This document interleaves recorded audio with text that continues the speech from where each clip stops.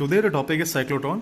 The cyclotron is used to accelerate positively heavy charged particles like neutrons, protons or alpha particles, okay, which can be used in experiments such as bombarding, disintegration experiments and so on. Okay. Now this is the device. If you see, there are two circular D-shaped metal segments. This is one metal segment, D-shaped metal segment, and this is another D-shaped metal segment. Together they are called Ds, D-double-E-S. Okay. At the center, between these two Ds, there is a chamber which I have denoted as S. This chamber S consists of a gas such as hydrogen gas or deuterium gas. Okay, and a heated filament. Okay, now this chamber is basically the source of the positively charged ions. Okay, between these two circular Ds, between these two metal segments, D-shaped metal segments, I have applied an alternating potential. Okay, this is the alternating potential. At the periphery of one circular D, there is a deflection plate. Now, what does the deflection plate do? Deflection plate, when the positively charged particle accelerates and slowly it comes near the deflection plate. The deflection plate helps to pull out the charged particle and deflects it to the target, to the destination where the accelerated charged particle has to be used. Okay. B, which is the magnetic field, is present in the plane perpendicular to the circular Ds. Like if the circular Ds lie in this plane, then the B is outwards. And the magnetic field is outwards. Okay, so that is the direction of magnetic field. Okay. Now, if you see that here, a particle is moving with velocity v. Suppose, okay, so the direction of the velocity is in this direction. The direction of the velocity is in this direction. So what I will do, I will tell you that where the force will be applied, so that you understand how the particle rotates. Okay, we have all studied that. See, the velocity lies in this plane, and the magnetic field lies perpendicular. So the direction between velocity and B is perpendicular, and whenever the direction between velocity and B, that is magnetic field, is perpendicular, the motion of the charged particle is circular. Okay, but how will it rotate? Will it rotate this way or will it rotate this way? That is to be calculated, that is to be determined. So that will depend upon the force, direction of force. So if you see that, I am just arranging it a bit. V is in this direction. So if you see that, V is in this direction and B is upwards. So the force acts in this way. Okay, so if you see over here, V is in this direction. So therefore V is in this direction. Okay, B is upwards. So I turn my fingers upwards, and where there's a force applied? The force applied is in this direction. Okay, this is the direction of the force applied. So therefore, where will the particle move? The particle will be deflected in this direction. So the particle which is going forward will get deflected like this. Okay, will get deflected like this. So the particle which is going forward will get deflected like this. Okay, because the force is acting in this direction. B here, V this side, and force will act in this direction. Okay, if you want, you can pause the video and calculate the direction of force by yourself using right hand screw rule, so that you get to know that where will the force applied. Now, we all know that. Now before that, I have applied this alternating potential between these two Ds. That is, there is electric field present between the space, in the space between the two Ds, okay, and since these circular Ds are hollow, so inside the circular Ds, electric field will not be present because they are conductors. So inside the conductor, the electric field will not be present, only the magnetic field will be present. Okay, so electric field is present over here and magnetic field is present inside the two circular Ds. Okay, this you should keep in mind. Why? Because see, this positively charged particle, I'm writing a positive over here. So this positively charged particle, let's call it as plus q. This positively charged particle moves in this direction. Why it will move in this direction? Because initially the electric field must have been in this direction. Yes or no? That means initially this plate would have been positive and this plate would have been negative. So initially D1 should be positive and D2 should be negative. So therefore the positive charge particle will be pulled towards D2. Okay, will be pulled towards D2 because it is negative. Now the particle enters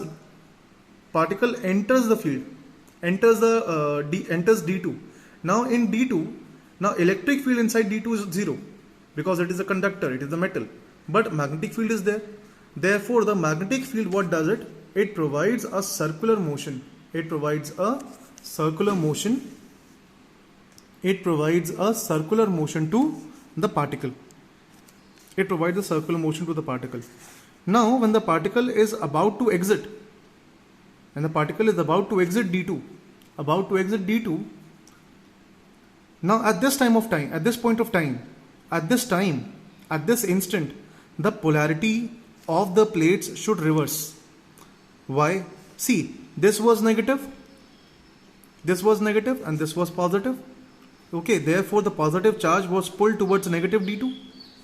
Now, when the positive charge is about to leave D2, the polarity should reverse. Why? Because if this remains positive, so when the positive particle is leaving D2, it will not be able to enter D1 because it will be repelled. So at this point of time, D1 should become negative and D2 should become positive. So what happens? If D2 becomes positive, then D2 will repel the positive charge at this position. So the positive charge is present over here. So D2 will repel the positive charge at this position and D1 will attract the positive charge. Okay, so a force acts. So the force acts in the space between the two Ds. Okay, the force acts in the space between the two Ds, due to which the charge particle is accelerated into D1. Okay, now similarly, if the charge particle is accelerated, then its velocity will increase. Therefore, now the radius of the circular path will increase. Okay, and suppose the particle executed half rotation, and half rotation that it executed, now it is again over here. Now again the polarity should change. Now the D1 was negative and D2 was positive, but at this point of time when the particle is present over here, again the polarity should change. D2 should again become negative and D1 should become positive.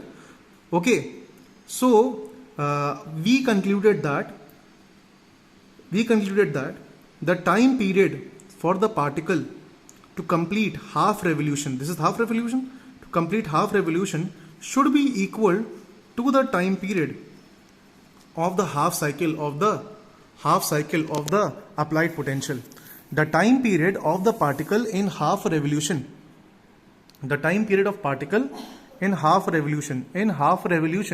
should be equal to the time period of half cycle. That means for total revolution, what is total revolution? That is from here to here. This is one complete revolution. Okay, like the particle starts from here, goes here and then reaches here. So half revolution is this, half revolution is this, half revolution is this, and half revolution is this. So therefore, for this half revolution, the time was suppose T1, and that T1 should be equal to the time period of half cycle of the alternating potential. So for this half cycle again, the time should be T1. So the total time of one revolution should be equal to the time period of time period of the applied potential.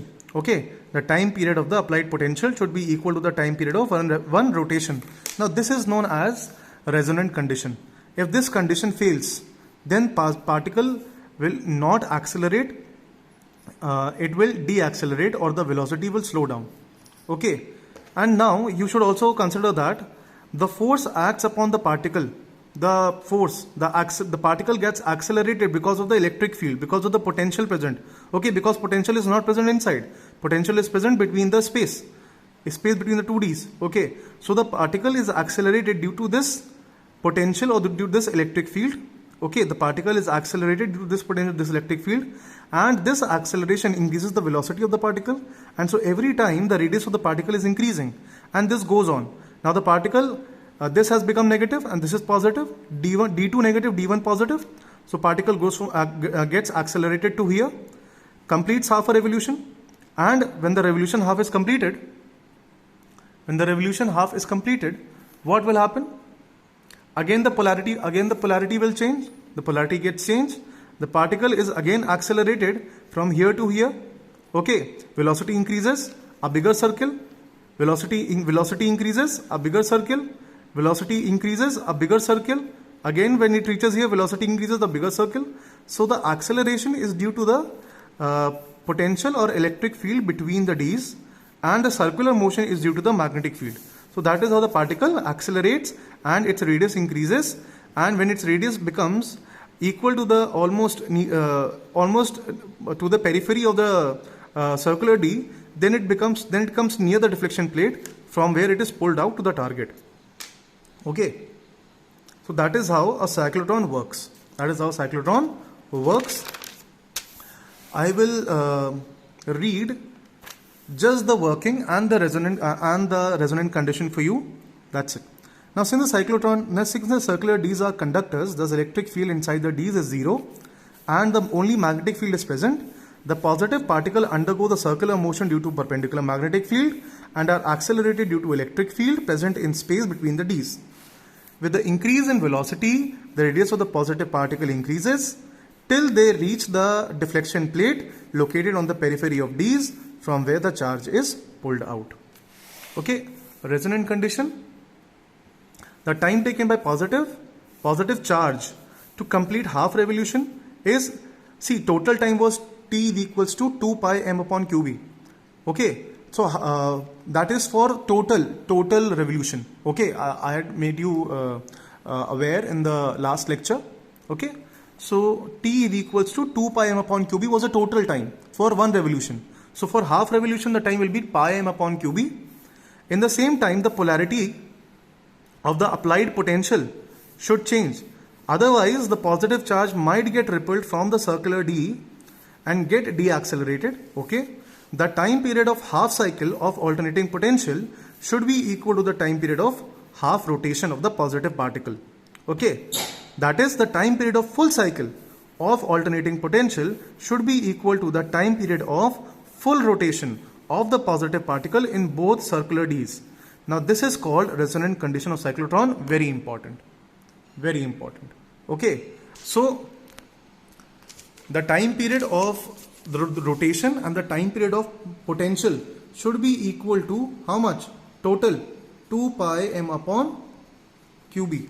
Okay, why? See, T1 is due to half cycle and this is pi m upon qb. This should also be T1, that is pi m upon qb.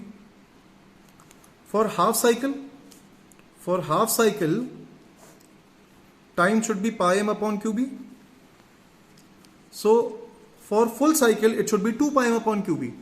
For half cycle, time pi m upon qb. For full cycle, 2 pi m upon qb. For half cycle, pi m upon qb. For another half cycle, pi m upon qb. So for full cycle, 2 pi m upon qb. So the time period of the alternating potential, okay, should be equal to the time period of the positive particle in the circular Ds. This is the resonant condition. Okay. Now limitation. What is the limitation? Cyclotron cannot be used to accelerate lighter charged particles such as electrons. Or the same thing can be said as cyclotron cannot be used to accelerate particles to speed of light. Now electrons are lighter particles. What will happen? When they will accelerate, they will get easily accelerated to the speed of light. They will easily achieve the speed of light. Okay, and when they achieve the speed of light, what will happen? The reason is that at these velocities, that is velocities near the speed of light, the mass m of a particle increases with the increase in velocity according to this equation. Okay, according to this equation, this is the equation of relativistic mass. Okay, now if V approaches C, then V square upon C square will become 1 approximately, and 1 minus 1 will become 0. And if this in the denominator becomes 0, then m will approach infinity. And when the relativistic mass approaches infinity, that means the motion of the particle will decrease. If V approaches C, then m approaches infinity. That means the motion of the particle will decrease. Velocity, radius and kinetic energy of the particle. Now this will be same as we had studied for the particle in a circular motion, okay, in the last lecture. So I've written just the formula. So the formula will be for radius mv upon qb. Okay, if the velocity will change, r will change such that r and v change directly with respect to each other. Okay, and what will be v? V equals to r qb upon m. From the same formula, I have made the formula for v. Kinetic energy, q square b square r square upon 2m. So I hope that cyclotron is explained and you understood. Okay, thank you so much.